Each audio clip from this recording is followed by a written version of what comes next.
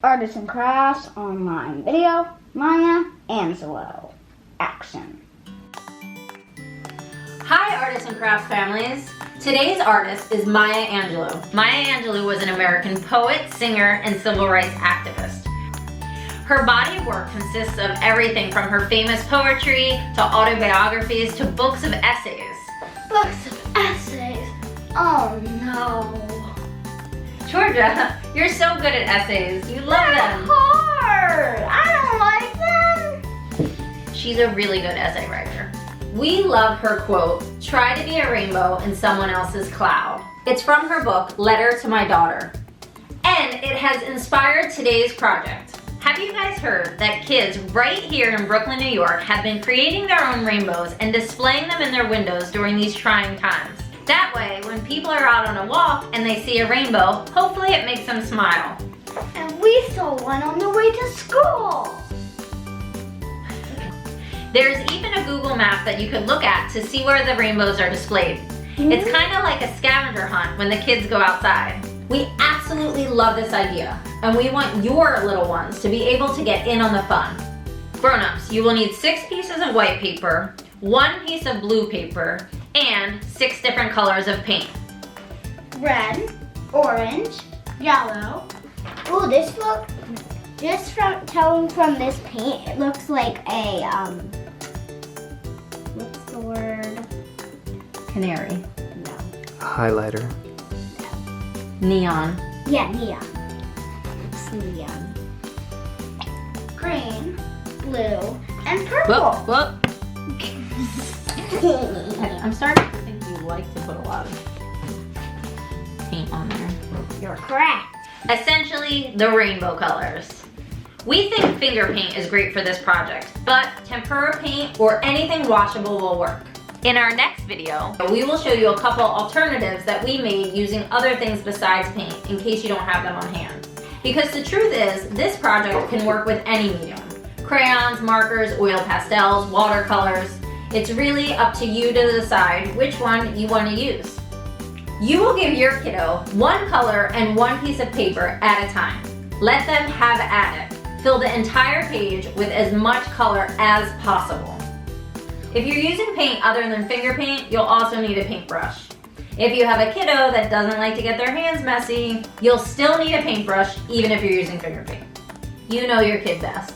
After you've done red, take both the paper and the paint away from them. Give them a new piece of paper and the orange paint. And I think the best way to paint this is to like keep doing like curves. Cause like then it just like goes like this. And then you get to the end really quickly. Oh, you can try the curve. I would love to try the curve. I like that technique like this. Start on one side and do like an arch. Almost like a rainbow inside our big rainbow.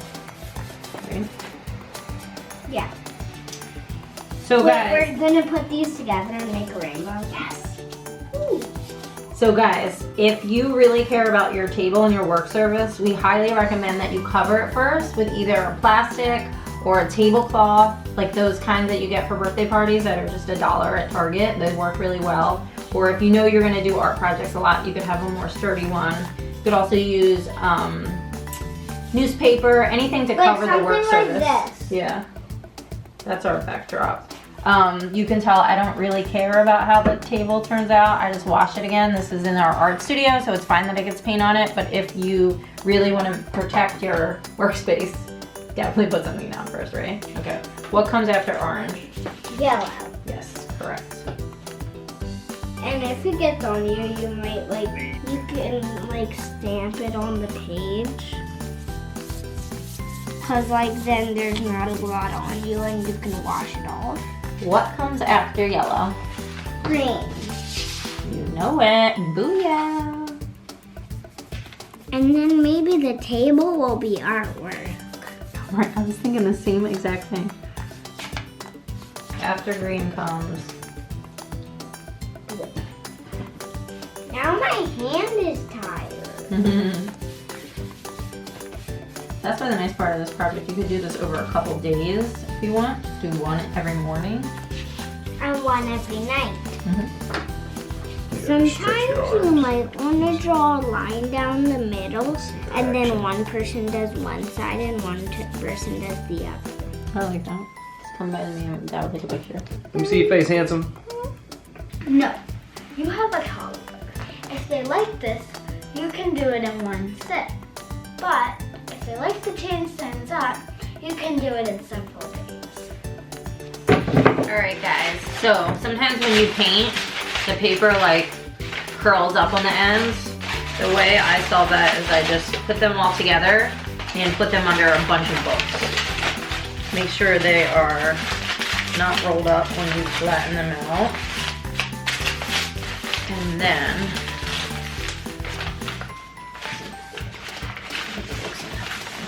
I'm gonna use a couple different books because you want to make sure the edges are down. I need more books. Get your heaviest books. This will be good.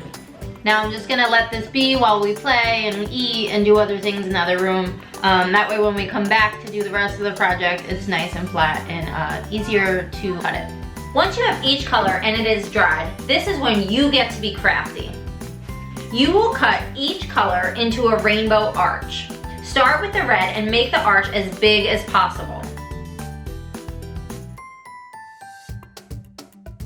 Once you cut it out, you will use the bottom edge of the red arch to trace the top of the orange arch.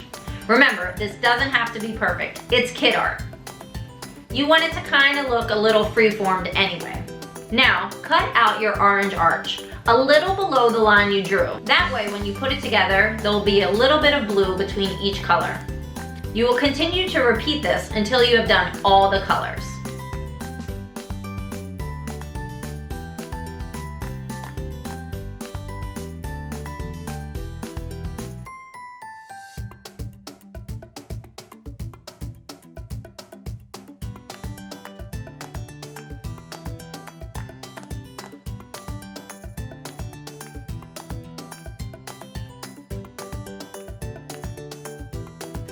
Now, your kiddo gets to join you again.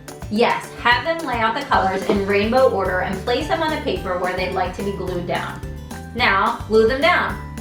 But if your kiddo likes to glue or the older sibling who wants to join the project too, you can let them do that. Anyone can really make this project. I mean, if you don't want to cut it, maybe your kid... Maybe you have a 9-year-old that's really good at cutting and they can cut out the rainbow. This could be a whole family affair, honestly. And there you have it. A beautiful rainbow. But there is one more step. You have to hang it up on the window. So yes, now you have your rainbow. Make sure you hang it in your window so hopefully it can be the rainbow in someone else's cloud. In addition to hanging your rainbow in the window, you can also take a picture of it and put it on Instagram.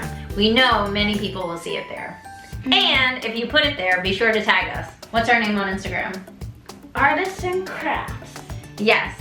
And if you're not going to put it on Instagram and you still want us to see it, be sure to just simply email it to us. My email is jack@lovejack.com. That's easy. Thanks for watching. To see us do this project in 4 more mediums and hear what we like about each one, be sure to check out the next video. Happy rainbow making!